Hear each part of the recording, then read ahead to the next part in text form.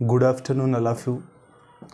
Welcome to my YouTube channel. Students, आज हम कुछ इम्पॉर्टेंट टॉपिक के साथ आपसे जुड़ने आए हैं। आज हम बात करने वाले हैं पार्ट्स ऑफ स्पीच के बारे में। यानी ये जो पार्ट्स ऑफ स्पीच है, वैसे तो ऑलरेडी मैंने रिसेंटली कई वीडियोस में कवर किया है पार्ट्स ऑफ स्पीच। इससे जो मल्टीपल चॉइस क्वेश्चन होंगे हमारे एग्ज़ाम में, यानी 10th की एग्जामिनेशन की बात कर रहा हूँ मैं यूपी बोर्ड में, तो जो हमारा इम्पॉर्टेंट क्वेश्चन हो सकता है मल्टीपल चॉइस क्वेश्चन की बात करें तो किस तरह के क्वेश्चन आ रहे हैं पेपर में, वो कैसे क्वेश्चन हो सकते हैं, वो कौन से टॉपिक ऐसे हैं जिनको आपको एक बार प्रैक्टिस करनी चाहिए। तो जैसे फॉर एग्ज़ाम्पल क्वेश्चन आ रहा है पेपर में कि मैं लिख दूँ ऐसे, सी इज अ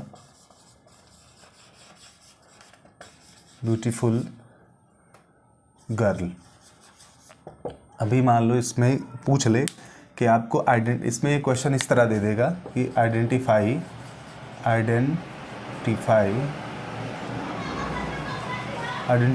द एडजेक्टिव। इसमें आपको एडजेक्टिव का पता लगाना है कि इस लाइन में एडजेक्टिव कौन सा है। नीचे ऑप्शन भी होंगे पेपर में, यानी एग्जामिनेशन में आप देखेंगे तो 4 ऑप्शन नीचे दिए रहेंगे। उसमें से आपको पता करना है कि ये पूरी लाइन में कौन सा ऐसा वर्ड है जो एडजेक्टिव है, यानी किसमें आपका विशेषण है। आइए बात करते हैं इस पे। तो ये आपका हो जाएगा ब्यूटीफुल, है ना। इसमें कौन सा है, ये हो जाएगा एडजेक्टिव। शॉर्ट में मैं लिख रहा हूँ ADJ, मतलब एडजेक्टिव। दूसरा क्वेश्चन आपके लिए, सपोज दैट कोई क्वेश्चन आ गया कि सी इज ए क्यूरियस गर्ल। अब इसमें आपको फिर से बताना पड़ जाए, अगर मान लीजिए इसमें फिर से एडजेक्टिव पूछा है तो आप कौन सा ले लेंगे। देखिए एडजेक्टिव की बात अगर मैं करूं तो आपको 2 बातें याद रखनी है। एक तो भैया क्वालिटी की बात करता है और फिर दूसरा क्वांटिटी की बात करता है ना। क्वांटिटी की बात करता है। वैसे और भी टॉपिक हैं, बहुत सारे हैं। एडजेक्टिव में बहुत सारा जो कॉन्सेप्ट है वो आपको समझना चाहिए एक बार। बट यहाँ पे ज़्यादातर जो एग्ज़ाम में हमारे लिए आ रहे हैं वो क्वालिटी बेस्ड क्वेश्चन हो रहे हैं।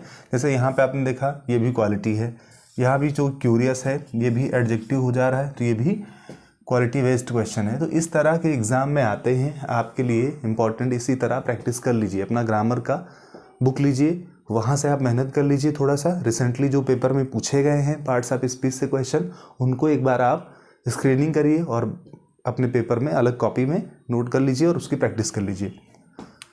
बात करें हम नेक्स्ट क्वेश्चन की, तो आप देखेंगे मान लो आ गया Mohan is an honest boy. कुछ इस तरह का क्वेश्चन आ गया। अब कह रहा है इसमें भैया बता दो कि प्रोनाउन कौन सा है। अब पूछ ले कि इसमें प्रोनाउन कौन सा है या नाउन कौन सा है। भाई वैसे तो इसमें कोई प्रोनाउन नहीं है, इस पूरे सेंटेंस में कोई प्रोनाउन नहीं है। तो पूछ रहा है कि एडजेक्टिव अगर देखें, मोहन हो जाएगा, ये हो जाएगा आपका प्रॉपर नाउन, है ना। इज जो है ये आपका वर्ब का काम कर रहा है। एन जो है ये आर्टिकल है, यानी ए एन द आपने जाना होगा। ऑनेस्ट जो है ये एडजेक्टिव हो जाएगा इसका। बॉय जो है ये है कॉमन नाउन। क्या हो जाएगा, कॉमन नाउन। तो फॉर एग्जांपल इसमें वैसे प्रोनाउन पूछा ही नहीं है, तो खैर ध्यान देना कि आप कोई भी हो, यानी एक सेंटेंस अगर आप लिख रहे हैं तो उसमें आपको ये पता होना चाहिए कौन कौन से पार्ट्स ऑफ स्पीच यूज किए गए हैं। ये ध्यान देना पेपर में, ये आपके लिए बहुत ज़्यादा ज़रूरी है। खैर आगे बात करें हम क्वेश्चन नंबर 4 की। तो मान लीजिए लिखा है हिज फादर, और यहाँ पे डाइड डैश। अब यहाँ पे आ गया कॉलरा। अब कह देगा इसमें बीच में जो ये हमने स्पेस रखा खाली जगह पे क्या भरोगे, इसमें कौन सा ऐसा। तो ये फिलहाल प्रीपोजिशन वाला क्वेश्चन था। कौन सा प्रीपोजिशन यहाँ लगाओगे बच्चों, आपको पता होना चाहिए। अब ऑप्शन दे दिया, मान लो फ्रॉम, बाई, है ना, टू या ऑफ, तो कौन सा लगाओगे। यानी कई बार एग्जाम में ये छप जाता है, पहले ही दे देता है कि ऑलरेडी लिखा रहता है फ्रॉम कॉलरा। तो याद रखिए ये कॉलरा एक बीमारी है, यानी जिसे हिंदी में हैजा कहते हैं। तो यहाँ पे आप ऑफ का लगाओगे, यहाँ क्या भर दोगे, of cholera. His father dead of cholera. ये ध्यान दीजिएगा, कुछ इस तरह का प्रीपोजिशन। तो भाई कौन कौन से इंपॉर्टेंट आपके लिए टॉपिक है हमारे लिए, मैं उसकी बात करूँ अगर बच्चों तो ध्यान देना। सबसे ज़रूरी क्या हो सकता है आपके लिए पार्ट्स ऑफ स्पीच में, क्या क्या अभी पढ़ना है, कौन से क्वेश्चंस की प्रैक्टिस करें। तो मैं एक बार संक्षेप में उनको बता दे रहा हूँ, आपको ब्रीफली समझ लीजिए क्या क्या पढ़ना है आपको। आइए देखते हैं। अभी जितने आपको एडजेक्टिव के क्वेश्चंस मिल रहे हैं उनकी बढ़िया प्रैक्टिस कर लीजिए एग्ज़ाम के लिए। प्रीपोजिशन एक बार कंफर्म है, एक सर्टेन क्वेश्चन निश्चित है इससे आएगा, यानी सॉरी यहाँ पे प्रीपोजिशन की बात की जा रही थी, प्रीपोजिशन यहाँ पे एक कंफर्म है क्वेश्चन इससे आने वाला है पेपर में। ठीक है, तो एडजेक्टिव अच्छी प्रैक्टिस करिए, प्रीपोजिशन कर लीजिए। कभी कभार जो है प्रोनाउन पूछ लेता है। अब प्रोनाउन पूछता कैसे है, अब ये नहीं पूछेगा कि प्रोनाउन का वैसे पता होना चाहिए आपको कौन कौन से पर्सन होते हैं, फर्स्ट कौन से होते हैं, सेकंड कौन से होते हैं, थर्ड पर्सन कौन सा होता है, उसके ऑब्जेक्टिव केस क्या है, पॉजिटिव केस क्या है। ये सब चीज़ें अभी रिसेंटली मैंने पिछले वीडियोस में कवर करके रखे हैं, यानी एक आपका नरेशन वाला वीडियो देखिए तो वहाँ आपको प्रोनाउन की चीज़ें मिल जाएंगी। आइए देखते हैं, मैं एक बार बताता हूँ कि प्रोनाउन के क्वेश्चंस किस तरह आ रहे हैं पेपर में। तो जैसे आ गया कि which book is the best, है ना, which book is the best. अभी कोई ऐसे क्वेश्चन ले लेते हैं, which book is the best. Suppose that कई किताबें हैं और किसी एक किताब को सबसे अच्छा बताया जा रहा है, ये हो जाएगा हमारा डिग्री में बात की गई, यानी ये जो है ध्यान देना सुपरलेटिव डिग्री का एक वर्ड यहाँ पे लगा हुआ है, उसके पहले दा लगता है, ये आपको पिछले वीडियोस में बताया गया है। तो which book is the best. अभी इसमें पूछ ले कि अब बता दो कि भैया इसमें प्रोनाउन कौन सा है। आपको अगर पता करना है तो प्रोनाउन कौन सा है पूरे वीडियो इसमें पूरे सेंटेंस में बताओ कि प्रोनाउन किस में है। तो चलिए मैं बताता हूँ, ध्यान से समझिएगा। ये हो जाएगा व्हिच। अब कहेंगे व्हिच कौन सा प्रोनाउन, तो ये हमारा आता है इंट्रोगेटिव की कैटेगरी में, है ना, ये इंट्रोगेटिव प्रोनाउन होता है, यानी पूरा प्रॉपर आप स्टडी एक बार कर लीजिए, प्रोनाउन भी पढ़ लीजिए। और एक आता है आपका verb. Verb is the most important chapter because वो उसमें जो टॉपिक है ना लगभग ऑक्सिलरी वर्ब, ये क्वेश्चन इससे बहुत बार आता है ना। ऑक्सिलरी जो आप पढ़े होंगे ऑक्सिलरी वर्ब, इसकी बात करें तो ऑक्सिलरी वर्ब भी मैंने इसी सेशन में ऑलरेडी पीछे वीडियो में कवर कर रखा है, वहाँ पे ध्यान दीजिएगा। ऑक्सिलरी वर्ब भी पढ़ना है। टोटल उनकी संख्या कितनी है, 24 है, याद रखिएगा, वो आपके काम आएगा। अगर आपने कई बार वर्ब पूछता है पेपर में, इसकी बात याद रखिएगा। रीऑर्डरिंग तो आप कर लिए होंगे, आशा करता हूँ। रीऑर्डरिंग भी मैंने सजेस्ट किया था कि आप कर लीजिए एक बार थोड़ा डिटेल में। अगर आप जान लीजिए कि प्रीपोजिशन आपको लग रहा है सबसे टफ है, तो प्री प्लस पोजीशन इसको समझना है। वैसे ये होता यही है, प्री प्लस पोजीशन, मतलब प्री मतलब होता है पहला और पोजीशन माने होता है स्थान। अभी इसका काम क्या है ना, प्रीपोजिशन का काम है किसी नाउन या प्रोनाउन से पहले जुड़ेगा, किसी अन्य शब्द से जुड़ेगा, संबंध बताएगा। किसी कोई भी संज्ञा सर्वनाम है तो उसका संबंध किसी अन्य शब्द से बताता है ना। जैसे मैं सपोज दैट मैं कहूँ I live in this house, मैं इस घर में रहता हूँ, तो आई, इसमें आई प्रोनाउन है तो मेरा संबंध इस घर से है, तो आप सीधी सी बात क्या करेंगे, इन का यूज कर दिए, है ना। या I live at my village, है ना, कोई गांव का नाम है, छोटे शहरों के नाम के पहले एट लगता है, इन बड़े शहरों के नाम के पहले लगता है। इन नाइट और एट नाइट को लेकर के कन्फ्यूज़न होती है। आपने एक वर्ड कई बार देखा होगा, ये लिखा रहता है, यानी किसी गाड़ी के पीछे, ट्रक के पीछे या बड़े गाड़ियों के पीछे लिखा रहता है यूज डिपर एट नाइट।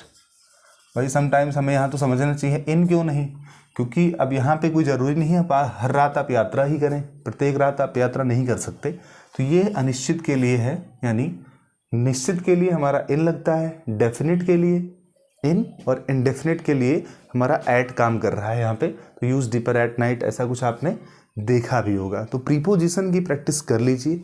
ऐसे बहुत सारे क्वेश्चंस हो सकते हैं प्रीपोजिशन से। जैसे मान लीजिए मैंने कह दिया कि एक आता है ओवर।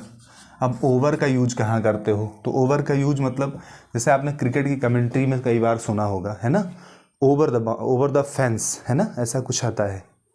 तो ऐसा क्यों होता है, क्योंकि जब कोई वस्तु किसी वस्तु को छूकर गुजरती है ना, टच करते हुए, तब वहाँ ओवर का प्रयोग करते हैं। के ऊपर से, अप, अपॉन, है ना, ऑन, ठीक है, इनटू, कुछ इस तरह, इन। तो ये सब जो है हमारे प्रीपोजिशन है। वैसे ये सब इम्पॉर्टेंट हैं आपके एग्ज़ाम के नज़रिए से, इसका यूज पता होना चाहिए। अप का, अपॉन का, ऑन का, इन का, या बात कर ले ऑफ और OFF ऑफ, है ना, एमोंग, ये कई बार बच्चे फंसते हैं इसमें। एमोंग और बिटवीन की बात करें अब बिटवीन और एमॉन्ग इन दोनों में डिफरेंट है भाई। एमॉन्ग जब संख्या ज़्यादा हो, बिटवीन जब संख्या कम हो, है ना। एमॉन्ग जब अधिक संख्या में लोग होते हैं तब एमॉन्ग के साथ हम चलेंगे, और जब ये सिर्फ 2 लोग हैं ना तो 2 के बीच में। अभी रिसेंटली मैंने पूछा था कई बार टेस्ट में, ऐसे मैंने ऑफलाइन मोड पे जब पढ़ाते हुए पूछा मैंने आपसे बच्चों कि कैसे आप काम करते हैं। जैसे एक क्वेश्चन कई बार यूज में आ जाता है कि कोई रवि नाम का लड़का है, इज रनिंग, दौड़ रहा है, डैश ए कार। अब वो किसी कार के पीछे दौड़ रहा है। पहला ये क्वेश्चन है इस तरह, और ऑप्शन दे देगा, मान लो एग्जाम में आप पेपर देने गए, अब ऑप्शन दे देगा बिहाइंड, है ना, यहाँ ऑप्शन दे दिया बिहाइंड, ए ऑप्शन कर लो इसको, यहाँ बी वाला दे दिया कि इसमें दे दिया कि बिटवीन दे दिया, चलो ऐसे कुछ, है ना, सी ऑप्शन दे दिया आफ्टर, और यहाँ पे कोई ऑप्शन और भी लिख लीजिए, बाई लिख लीजिए। अब ये 4 ऑप्शन ऐसे मान लीजिए, इमेजिन करिए कि 4 ऑप्शन आपके लिए अवेलेबल हैं, रवीज रनिंग डैश ए कार। अब आपको बीच में कौन सा प्रीपोजिशन यूज करना है ये मालूम होना चाहिए। नॉर्मली लड़के क्या करते हैं, जैसे रवि इज रनिंग, दौड़ रहा है, ऐसा कुछ अपने आइडिया लगाते हैं, उसमें करेंगे क्या, बिहाइंड मतलब पीछे होता है, तो सोच लेंगे बिहाइंड के पीछे दौड़ रहा है, लेकिन जी नहीं, यहाँ पे आपका जो सही जवाब होगा, बिहाइंड गलत है, सही जवाब है आफ्टर, है ना। तो after is the correct answer, because जब आप कभी किसी चीज़ के पीछे दौड़ रहे होते हैं, यानी गति में होते हैं, है ना, जब हम गति में होते हैं तो उस केस में हम आफ्टर का यूज करते हैं। जैसे बिहाइंड, अभी दरवाजे के पीछे कोई खड़ा हो, छुपा हो, तो उस केस में हम बिहाइंड का यूज कर लेते हैं। बात समझ में आ रही होगी, आशा करता हूँ ये प्रॉपरली आप चीज़ों को समझ रहे हैं। तो पार्ट्स ऑफ स्पीच से कुछ ऐसे ही क्वेश्चन बनते हैं पेपर में। जैसे और क्वेश्चन, कई बार सिंस और फार को लेकर के कन्फ्यूजन होता है, ठीक है बेटा, ध्यान देना। सिंस और फार को लेकर के जो कन्फ्यूजन है उसको दूर करते हैं। जैसे माई ब्रदर, ठीक है, लिव्स इन लखनऊ, अभी कहेंगे यहाँ पे माई ब्रदर, ठीक है, लिव्स इन लखनऊ डैश, ठीक है, 2012, ऐसे कुछ एग्जाम्पल के तौर पे ऐसे ले लेते हैं। तो यहाँ पे my brother lives in Lucknow, अब यहाँ पे ऑप्शन दे देगा भैया, पहला ऑप्शन है इसका, मान लो ए ऑप्शन दे दिया फ्रॉम, क्या ऑप्शन दे दिया, फ्रॉम, ठीक है, बी ऑप्शन दे दिया बाई, ठीक है, क्या दे दिया, बाई, और सी ऑप्शन दे दिया फार, और डी ऑप्शन दे दिया सिंस। अब ये तो एक सरल टॉपिक है, वैसे ये सब चीज़ें आपने नॉर्मली कभी ना कभी प्रैक्टिस के दौरान मैंने ये आपको कराया है। इसकी प्रैक्टिस अगर आप नहीं किए हैं, यहाँ फंस रहे हैं, तो फिर समझ लो अगर ऐसे क्वेश्चन आप नहीं सॉल्व कर पा रहे एग्जाम में, तो उम्मीद मत करना कि आप बेहतर करने वाले हो। कहीं ना कहीं ये गलत बात है, थोड़ी सी हमें एडिशनल मेहनत की ज़रूरत है बच्चों।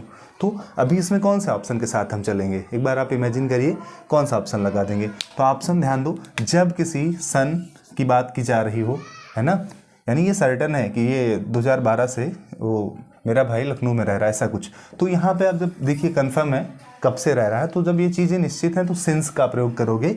अगर वो अनिश्चित बात होती तो फिर यहाँ पे हम फॉर लगा देते, लेकिन इस कौन सा करेक्ट ऑप्शन है, since is the correct option. तो इस तरह का प्रीपोजिशन जब आपका तैयार होगा, सिर्फ यही नहीं, अभी यहाँ मैंने तो 2 4 5 करा देना है, इसके बाद आप जब खुद से अभी काम क्या करिए, मैं एक बार अभी बता दे रहा हूँ कि प्रीपोजिशन का टॉपिक सेलेक्ट कर लीजिए, है ना, जा करके तुरंत ही अनसॉल्व पेपर उठा लीजिए, और 2022 का एवरेज में, है ना, 23 का 24 का, ठीक, और जो एडिशनल मॉडल पेपर 25 का ऑलरेडी बना है, यानी तो कुछ ये इतने सन का प्रैक्टिस उठा के कर लीजिए। इससे बाहर उम्मीद है कि प्रीपोजिशन आएगा नहीं, ठीक है। तो ये था आज का छोटा सा क्लास। अभी संक्षेप में मैंने कुछ चीज़ें आपको बताई हैं। आप noun, pronoun, verb, adverb, adjective, overall आपके जो 8 टॉपिक हैं पार्ट्स ऑफ स्पीच के, उसका एक बार रिवीजन कर लीजिए, क्योंकि अभी आपके एग्ज़ाम में यहाँ से क्वेश्चन बनने वाला है। तो आज की वीडियो में बस इतना ही, मिलते हैं कल के वीडियो में, नेक्स्ट वीडियो में। तब तक के लिए गुड बाय, गुड लक, अच्छे से पेपर दीजिए बच्चों, मेहनत करिए। आज के लिए इतना ही, थैंक यू।